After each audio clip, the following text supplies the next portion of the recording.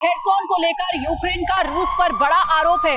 Kherson में एक torture chamber मिलने का दावा किया गया है। टॉर्चर चैम्बर में अमानवीय यातनाएं देने के सबूत मिले हैं।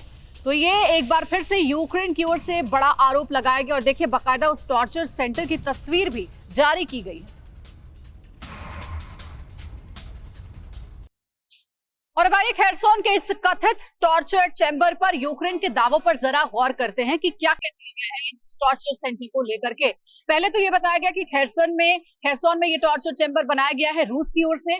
खाली किए गए खेरसोन में एक टॉर्चर चैम्बर मिला है, ये यूक्रेन की ओर से कहा गया और रूस की सेना इसका इस्तेमाल कब्जे के दौरान करती थी। साथ ही यहाँ यूक्रेनी देशभक्तों को रखकर टॉर्चर किया जाता था, यातनाएं दी गई। इसके अंदर लोगों को अमानवीय तरीके से रखा गया।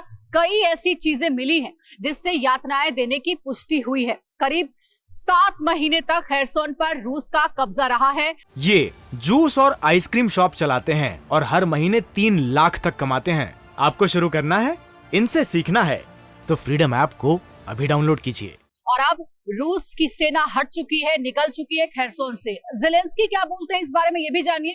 यूक्रेन को 400 से ज्यादा युद्ध अपराध के साक्ष्य मिले हैं। तो ये जेलेंस्की की ओर से दिया गया बयान है। फॉर्मर एम्बेसडर सचदेवा सर हमारे साथ जुड़े हुए हैं। सचदेवा सर, आपको याद होगा बूचा नरसंहार का भी बड़ा आरोप रूस के ऊपर लगाया गया था और खूब किरकिरी हुई थी रूस की बूचा नरसंहार को लेकर के। अब एक और खेरसोन में टॉर्चर चैम्बर की तस्वीर जारी करके ये कहा जा रहा है यूक्रेन की ओर से कि रूस का देखिए एक बार फिर से अमानवीय चेहरा दिखा है। यहाँ पर यूक्रेन के देशभक्तों को टॉर्चर किया जाता था। क्या आप अभी भी कहेंगे ये प्रोपेगेंडा वॉरफेयर का हिस्सा है या फिर ये तरीका अपनाया गया होगा रूस की सैनिकों की ओर से? ये प्रत्यारोप और आरोप लगते रहेंगे एक दूसरे के ऊपर। अगर आप RT टीवी देखें, रूस का टीवी देखें तो आपको दूसरा पक्ष दिखाई पड़ेगा। लेकिन जो मैं बड़ा जो कैनवस पर लेना चाहूँगा इस विषय को, वो ये है कि इस समय दबाव बन रहा है दोनों पक्षों की तरफ से के ऊपर कि युद्ध विराम किया जाए जी। और डेमोनाइजेशन एक दूसरे का इसलिए किया जा रहा है कि दूसरा पक्ष ऐसा राक्षसी है कि उसके साथ हम कोई समझौता नहीं कर सकते। तो अगर हम इस तरह से बताएंगे तभी लड़ सकते हैं। जी।